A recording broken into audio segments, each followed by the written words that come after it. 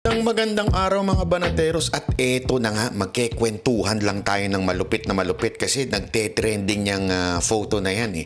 Ipapaliwanag lang po natin saan ba nanggaling yung photo na yan at ano ba nangyari dyan.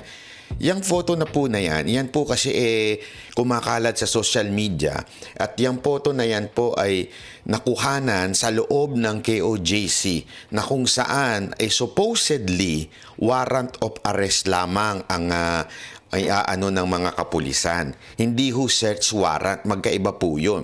Ang warrant of arrest ay isi-serve mo lang dun sa tao na pinaghihinalaang mo na andoon sa isang loob ng compound na yon o di kaya ng bahay. Pero ang ginagawa na po ng kapulisan ay search warrant na po, which is iba ho yun sa warrant of arrest. Sa warrant of arrest, tao yung hinahanap mo na supposedly na andoon para isi-serve mo yung warrant. Ang search warrant naman ay naghahanap ka ng mga bagay-bagay o kaya naman may hinahanap ka na mga tao, di kaya mga alam mo yun, mga pare-parnalya diyan, mga item, ganun ang hinahanap mo, search yun, search warrant ang tawag doon. At ito, yung ginawa na yan ay hindi na po yan pagsaserve ng warrant. Yan po ay pagsasearch warrant na. Naghahanap na po sila, naguhukay na ho sila. Ngayon, yung bossing nila, yung bida-bida nilang bossing na si Torre, abaho, sabi, hindi totoo yan. Photoshop yan, Photoshop. Baka AI na naman nila. Photoshop daw po yan at patunayan daw po ng abogado ng KOJC. Yan po ang sinabi ni Torre. Pakinggan natin to kasi dito grabe ho ang kasinungalingan ni Torre. Talaga nga namang patong-patong na ang kasinungalingan niya at grabe ho. Inaraw-araw na ho. Ito pakinggan natin ho ito si Torre. Ayan, yan. Wait lang po, ipakita natin. Ayan. About sa digging na yan, allegation ni Atty. Torion yan, improve that. About dyan sa allegation na yan, dapat daw patunayan ni Atty. Torion. Ayan, yan. Sabi niya, patunayan mo kung totoo yan. Kung talaga ba yan po ay totoo na hukay-hukay lang. Kasi parang sinasabi niya, hindi totoo yan. Wala kami ginagawang ganyan. So parang na rin niya sinabing, mali yung ginagawa nilang paghuhukay. Di ba ho? Kasi kung tama naman yung kanilang paghuhukay, di sana inamin na lang niya na tama lang naman itong maghukay kami dito di ba? Okay lang naman yung maghukay. Pero dahil since sinabi niya na hindi, allegation lang yan. Patunayan ni Atty. Torion, yung abogado ng KOJC, patunayan niya na totoo bang naguhukay. Di ba? Siya magpatunay niyan. Yan ang sinasabi ni Torre. Pakingge. Wala akong sinasabi muna dyan sa mga bagay na yan sapagkat yan ay allegation nila. Allegation. Let them prove it. Yan ang gusto nila. Sige, let them prove it also. Pero may photos and videos din. Ilabas nila yung nagbigay ng photo at pakita niya rin alam niya ang batas paano dyan. Ilabas niya yung taong nagbigay at bigyan niya rin ng sworn statement. So gusto niyang ilabas yung tao. Bakit, sir? Anong gagawin ninyo? Kokonyotan niyo ho ba yung taong nagbigay sa inyo niyan? Naglabas niyang video na yan, picture na yan? Kokonyotan mo ba? Pero magaling ho ang SMNI. Magaling po ang KOJC. Picture lang muna, photo lang muna para mahulog sa patibong itong si attorney. Feeling attorney kasi ito si Torre. Ito pa, dagdag niya. Kasi kaya kong gawin yan sa loob ng Photoshop. Gaya kong gawin yan sa loob ng Photoshop. May pag-amin dun, Mukhang umaamin si sir na pumuputoshop siya. Pambira. Mukhang kabisado niya yung mga editing, Sir, ako nagtatanong lang, ilan na po ba ang pinotoshop nyo? Yung totoo, sir, ilan na po ba ang pinotoshop ninyo na mga ebidensya? Kasi sabi mo, kaya ko din niya mag-photoshop. Pinalalabas niya. Tingnan niyo yung logic niya. Pinalalabas niya na peke yan. Photoshop yan. Pero sinasabi niya, kaya ko din niya mag-photoshop. Kaya ko din yan. So, ibig sabihin, alam mo naman natin yung Photoshop, di ba? Yun ay programa ho. Yun, sa mga hindi ho nakakalam, hindi ho mateki. Yun ho, ay isang program sa isang software na sa computer na kung saan na-edit no yung mga bagay-bagay. So ibig sabihin sinasabi nito ni Torre, kaya ko din yan. Inaakusahan mo na peke yan. Pero sinasabi mong kaya mo rin yan. Ibig bang sabihin, sir? Yung mga nakaraan nyo, may na-photoshop na kayo. Di ba? Ano kaya ang kita nyo yung logic ni Torre. Sabi nga nila, the abundance of the heart, the mouth speaks. Kung anong laman ng puso mo, yun talaga lumalabas. So, kaya ko rin yan. Photoshop. For clarification, so sir, no clarify nung media pa, ha? excavation, no digging. No excavation o no digging. Hindi ko sinasabi kung ano man yan regarding sa diggings na yan dahil yan ay nilabas ni Atty. Torion. Let him prove it. Let him prove it, ha? Yan ngayon ang banat ho ni Torre. Pero alam mo, diyan siya nagkamali. Alam mo, si Atty. Torion, din po yan, dyan sa JMC, yung kolehiyo dyan, may law school dyan sa loob ng KOJC. Malupit na abogado ho ito. Talagang sobrang lupit na abogado nito. At wag kang mag-aakusa o mag-challenge na sa tingin mo hindi kayang patunayan ng isang abogado. Bakit kanyo? Kasi pinatunayan ho yan. Pinatunayan ho yan ni Atty. Torion, ha? Tingnan ninyo ginawa niya. Alam mo ginawa niya, isang araw. Pumunta ho siya doon. Isinama niya media para patunayan na hindi sila pinapapasok, ang mga taga kay OJC, hindi pinapapasok, maging abogado ka pa, maging media ka pa, hindi sila papapasukin. Ito ha, pakita natin yan bago natin ituloy itong si General Diwata. Ha? Hindi pala yan. Sorry naman. Iba yan. Ito pala. Mamaya na yan. General Torre, I'm accepting your challenge. Allow us access to JMC basement. Ilang araw na ako nagre-request sa inyo ng confirmation kung totoo ba yung hukay na yan. Hanggang ngayon, hindi kayo nag-answer. Nagpadala na ako ng demand letter. Nagpo-post na ako sa Facebook. Ngayon, kung hindi totoo na mayroon yang mga mina-mina na ginawa ninyo dyan, bakit ayaw ako papasukin? Kawawa itong mga pulis na nandito. Eto ha, tingnan ninyo. Marami pong hinarangan ang mga kapulisan dyan sa loob ng KOJC. Ang KOJC kasi it's a big compound. Consists of different, merong yung mga nandun yung helicopter, nandun yung mga sasakyan, mga motor, nandun yung JMC yung eskwelahan, at meron din dyan yung katedral kung saan sumasamba yung mga taga KOJC. Ang sinarado ng mga kapulisan, as far as I remember, nung huli akong punta dyan, yung katedral, at itong JMC yung basement. Ang tanong, kung ikaw matalino ka, General Torre, kung ikaw ay matalino, bakit kaya ang pinuntahan ni Atty. Torion yung basement sa JMC? Alam mo kung bakit? Kasi alam namin kung asan talaga yung basement. Yun ang katotohanan. Alam po nila kung asan talaga yung basement. Kasi remember, may picture na lumabas. Ayan yung picture na lumabas na yan, may pinanggalingan yan. Di ba? May pinanggalingan po yan. So, ibig sabihin, kung kanino man ang galing yan, na gusto mo i-booking kung sino kasi baka parusahan mo o di ka disiplinahin mo, yung picture na yan, yung source niyan, sinabi kung saan yan. Kaya nga tingnan mo si Atty. Torion, alam niya kung saan siya pupunta. Di ba? Alam niya kung saan siya pupunta at pinapakita niya na ayaw ninyong papasukin. Pinapatunayan na tinatago ninyo na naghuhukay kayo. Tuloy natin to ha. Pakingge. Ang babata pa nito. Thank you, Attorney. Salamat. Hindi kami papasukin. Pang 11 days na ngayon. 8 araw na sila, of the 11 days, on the 3rd day sila naghukay. Pang 8 araw na ito dito, at saka ang lalim na ng kanilang hinukay, 8 meters na, nakakasira na ng structural stability ng aming JMC building. Hindi na ito tama. Ang dala nila arrest warrant lang. Ang arrest warrant, hindi yan lisensya para gawain na lisensya na para mag-conduct ng intrusive search. Mali yan. Yung mga pulis na yan na kawawa naman, mga ordinary ranking policemen, yan pa ang ginagawa ngayong parang human barricade para hindi kami makapasok dito. Yo, ayan. So, 'di ba, challenge ni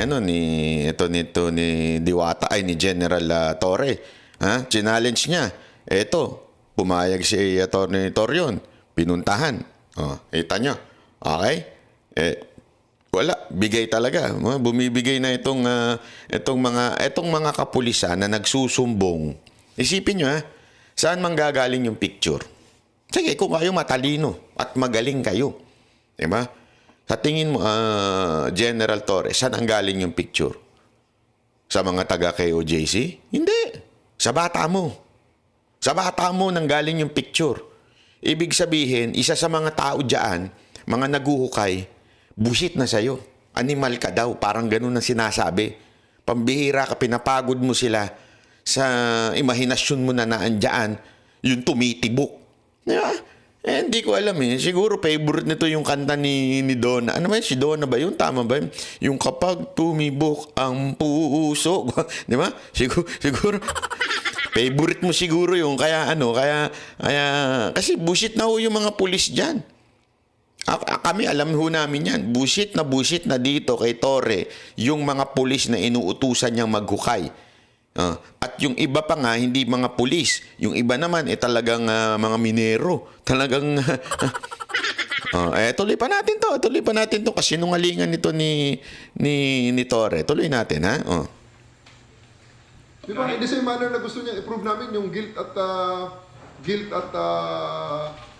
kung ano pa man ni Apollo Kibuloy bago niya i-surrender sa batas yung kliyente niya. Diyan pa lang sabit na sabit. Napakasinungaling. Walang sinasabi si Attorney Torion na i-prove nyo muna, ilalabas namin. Walang ganun. Napakasinungaling mo ka talaga, General Torre. Walang sinabi si Attorney Torion na i-prove mo na guilty at ilalabas namin. Alam mo kung bakit? Hindi nyo trabaho na i-prove na guilty si Pastor Kibuloy. Hindi ho kayo husgado, mga naku, ayoko na nagmumuray. Hindi kayo mga husgado para patunayan na si Pastor Kibuloy ay guilty. Hindi ho. Ang kailangan mag-prove niyan ay yung korte. Kayo ho ay tagapagpatupad lamang. Ayan ang problema sa iyo, Torre. Umasal korte ka na. Umasal akala mo ikaw ang judge. Pulis ka lang, sir. Huwag kang nagmamagaling. Ano ka? Feeling mo talaga, ikaw ang hari dyan eh. Yan ang totoong nasa isip niya eh. Akala niya siya ang magpapatunay na kaya ganun ang datingan niya. Una-una, abogado yung kausap mo. Alam niyan na hindi ikaw magpapatunay. Pangalawa, hindi naman niya sinabi na ilalabas niya. Hindi niya alam kung asan eh. Diba ikaw may alam kung asan, kaya mo nga nilusob yan? O ba't hindi ikaw maglabas? Hindi. Alam mo sa lahat ng tao nandiyan sa KOJC, ikaw lang may alam na kung nasan si Pastor Kibuloy. The rest ng mga tao dyan, di alam kung asan si Pastor Kibuloy. Ikaw lang ang nagmamagaling at sinasabi mong naandyan si Pastor Kibuloy. Ikaw maglabas. Diba? Hindi namin alam lahat dyan kung asan. At una-una, ang pagpapatunay ay nasa korte ho yan. Yung nag-aakusa. Ikaw ba nag-aakusa? Pero, ikaw ba ang nag-aakusa? Remember, di ba? Until proven guilty beyond reasonable doubt, that person is innocent. O sino dapat, na kanino yung burden of proof na magpatunay na guilty si Pastor Kibuloy? Sino? Di ba? Yung nag-akusa sa kanya. Hindi ikaw. Ikaw ay tagapagpatupad lamang ng batas. Ikaw ay tagapagpatupad lamang at inuutusan ka ng korte kung ano yung dapat mong gawin. Nagmamagaling ka dyan. Nag-aral ka ba ng criminology? Paano ka naging general? Hindi ikaw ang dyan. Nagmamagaling ka. Yung na-mention nyo before, sir, na underground facility, ano yung mga efforts to locate that? Wala bang excavation? Hanggang ngayon, meron tayong mga technical people na ginagamit yan. Because yung mga technical natin na mga ginagamit, hindi naman yan para lang sa bagay na yan eh. And it has been, those are reliable instruments na Layo ng sagot. operators nga ay nagamit nila hanggang sa ibang bansa nung nagbigay ang Pilipinas ng suporta sa mga nasalanta ng mga massive earthquake. Kaya they are very confident sa capability at mga results na ibinibigay sa kanila ng mga instrumento nila. Ano nagpapahirap, sir, na malocate yung entrance na sinasabi nyo underground? Alam mo, eto ha, meron akong sasabihin sa inyo. Ito na ngayon ang itsura ng nahukay nila. Ito na. Papakita natin ha. Sana yan. Ito. Yan yung unang hukay, di ba? Ito na ngayon ang itsura niya. Sobrang lalim na. Alam mo, nung isang araw, bago po ako umalis, yung mga kasamahan ko nandyan pa eh. Pero ako, bago po ako umalis ng Pilipinas. Oo nga, wala na pala ako. Hindi ko alam kung asan ako. Bago po ako umalis dyan sa Davao, alam nyo po, nakasama namin si Pangulong Duterte, kumain kami, nag-dinner kami, tapos konting kantahan, nag-relax lang po kami sa Davao. Nagkikwentuhan lamang kami ng mga, casual na kwentuhan, tawanan sa social media. Tapos nanghihingi siya ng mga update.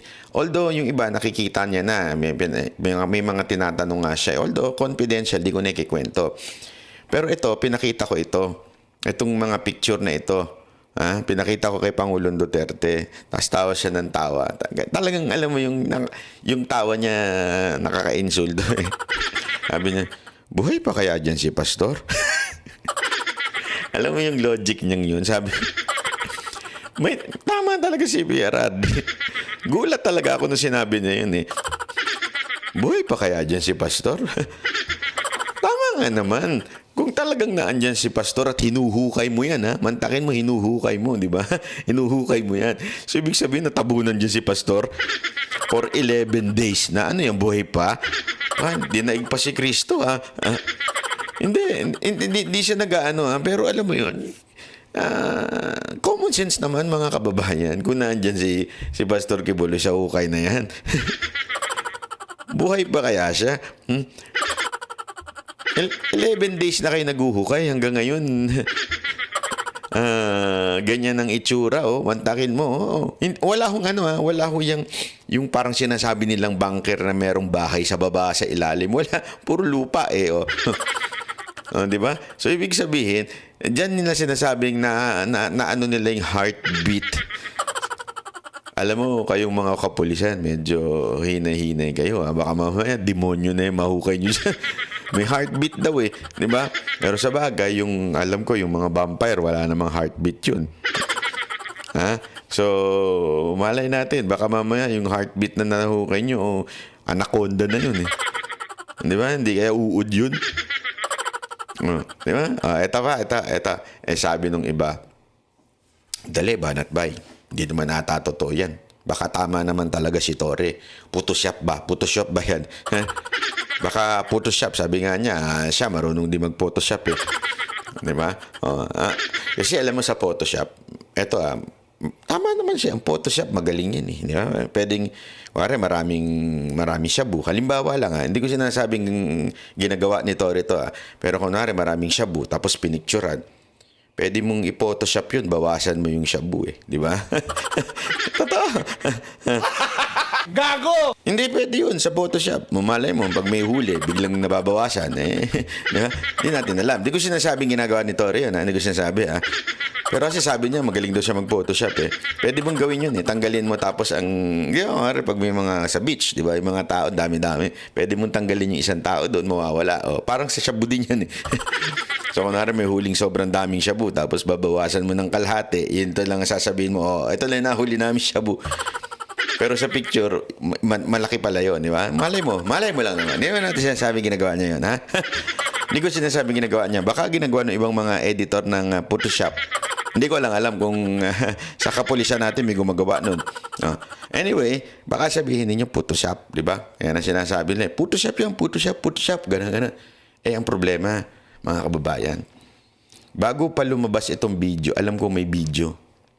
Hindi lang tayo nagsasalita. Alam mo naming mga na may video kasi yung picture na yun, ang pinanggalingan nun video.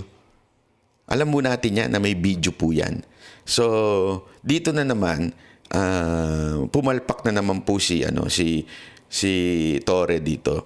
Kasi, after niya sabihin, Photoshop lang yan. Kasi ang Photoshop, photo lang still images. Diba?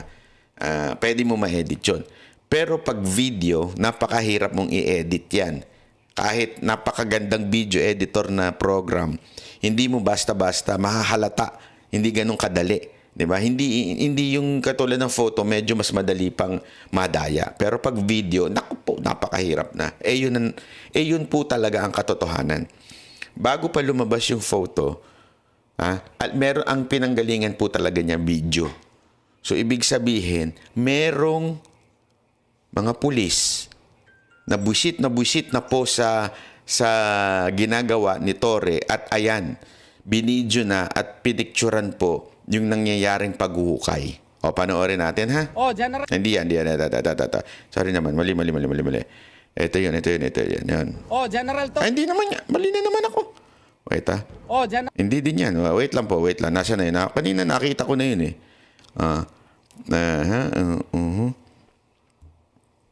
Ay, sorry. Nawala. Ito. Papakita natin yan, ha? Wait lang, ha? Kasi maganda ho yan, Ito. Nailagay natin yan kanina, Ay, hindi yan. Sorry naman. Ito po, Ayan. Yung video na yan. Ayan. Ayan. Ayan po ang pinanggalingan.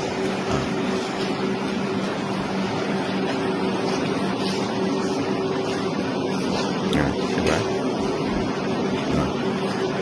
Lagyan natin ng audio. Ayan.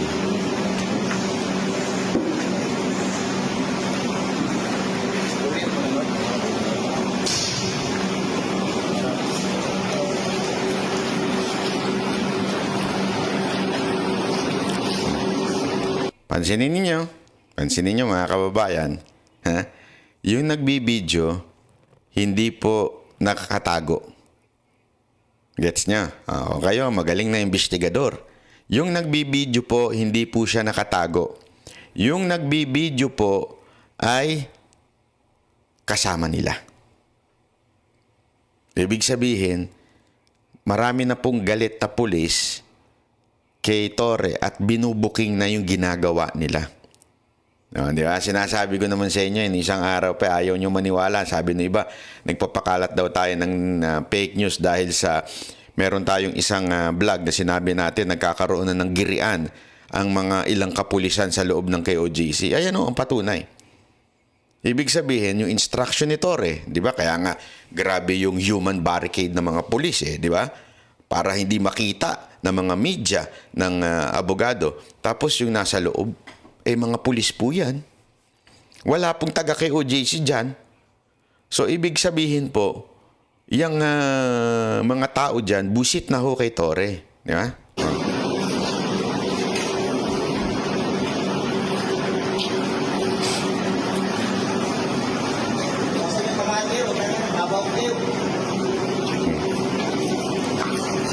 Di ba?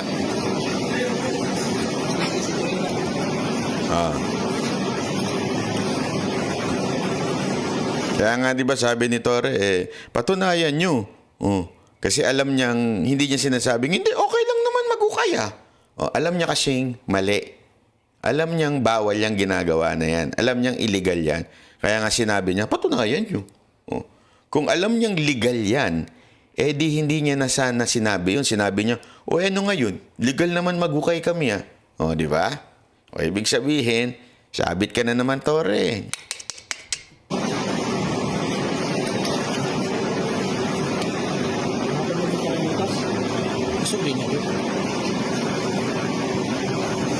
Dama.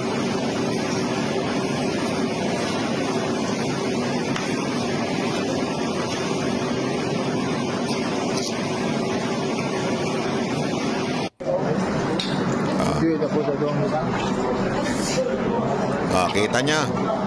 I-observe niyo yung hukay, Observe niyo yung hukay na matindi. Observe ninyo.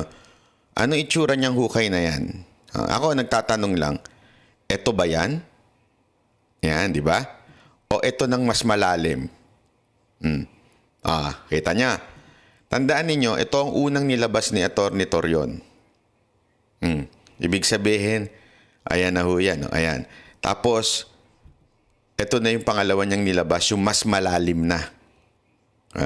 Ibig sabihin, itong video na to, dun sa una yan. At tuloy-tuloy na nangyayari yung paghuhukay na yan ngayon. Kasi nga, lumalim na. Di ba?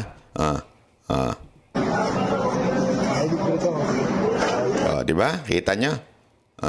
Ibig sabihin, mga kababayan, Tore, hindi mo kaya si Atty. Torion. Matalino si Atty. Torion. Nahulog ko sa patibong Picture muna ang inilabas niya. Picture muna. Nung nag-react ka, sinabi mong patunayan nyo nga. Ano ginawa niya? Pumunta siya doon. Hinarang ng mga tao mong mga inaalila mong mga pulis. Hinarang mo. Ano na ngayon? Di ba? Ngayon naman, nilabas niya yung video. So, ibig sabihin, diyan, huling-huling nagsisinungaling ka, Tore. Sana sa pagdinig sa Biyernes, pagdinig yung magkakaroon ng hearing dyan at inspeksyon yung mga senador natin, malalaman natin kung matikas ba itong mga senador, kaya ba nilang pasukin yan, o baka naman natabunan na yan. Eto. Harang maganda. Tuloy-tuloy natin ang investigasyon, Pag may hinukay, ano mangyayari? Hindi, anong mangyayari sa tingin ninyo? Pag may hinukay, magkakaroon ng mga lupa, bato na mahuhukay. Tama, mali. Asa na yon. Ayan. Itinago nila yan. At nakuhanan ng picture ng mga taga-KOJC. Ayan ho yung mga hinukay nila. Itinapon lang nila sa labas. Siyempre, kung ikaw mga pulis na yun, ang hinukay ito, gusto nyo, uwi pa namin sa bahay ito, uwi pa namin sa kampo.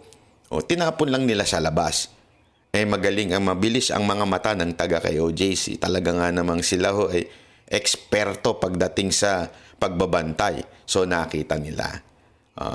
Ang tanong, ito na. Ito, malupit na tanong. Sa Biyernes, magkakaroon ng hearing, i-inspeksyonin ng mga senador. Ano sa tingin ninyo gagawin nila? Ngayon nga, konti na lang ang mga pulis. Bawasan daw. Kasi nga, malalaman sa Biyernes na sobra o overkill ang ginagawa ni Tore. So, binawasan na yung mga pulis ngayon, di ba? Ngayon po ay Thursday. Sigurado, Biyernes, mas konti na yung pulis dyan. At ito, magtataka ka. Di ba, hinukay. May video tayo na hinukay. Hinarang si Atty. Torion. Video na hinukay, photo na hinukay, hinarang si Atty. Torion at media para tingnan personally. Ano pa? Paano kung pumunta sa Biyernes? Wala na yung hukay. Paano mangyari yung balabay? Nawala na yung hukay. Pwede ba yung minagic? Tinakpan? Possible yun. Alam niyo yung gagawin? Sesimentohan. Kaya maniwala kayo sa akin. Sesimentohan yun.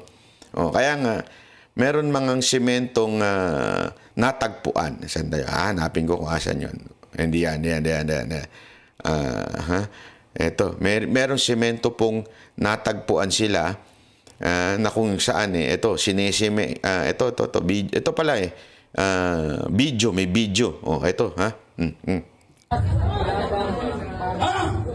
Nakapabay palaw inyong kihimo dire.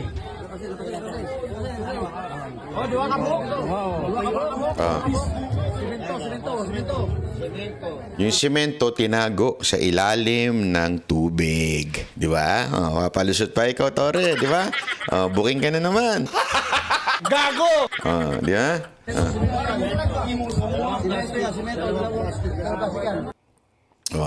At ito yun, nakuhanan din nila ng picture yung semento na yan. Ito, pakita natin. Hindi lang natin nailagay Pero ito yan. Ayan.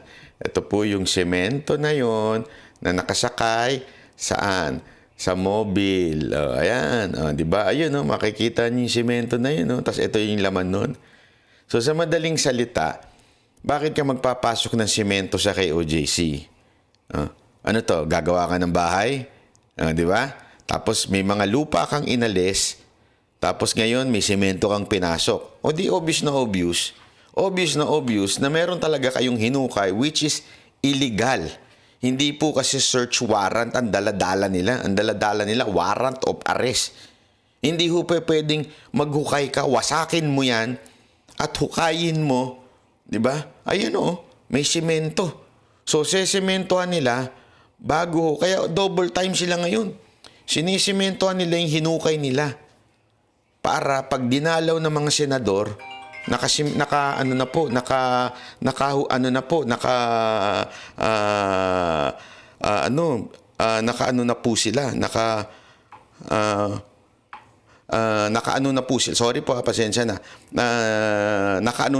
naka-ready na, nakatakip na. O, ganun no ang nangyayari. So, mga kababayan, sana ho mas maintindihan ho natin na itong pagsisinungaling po ng kapulisan na po na ito ay talaga nga namang isa pong alam niyo yun, isa pong bagay na sana ho maintindihan ho natin na hindi ho tama ho itong ginagawa nila, di ba?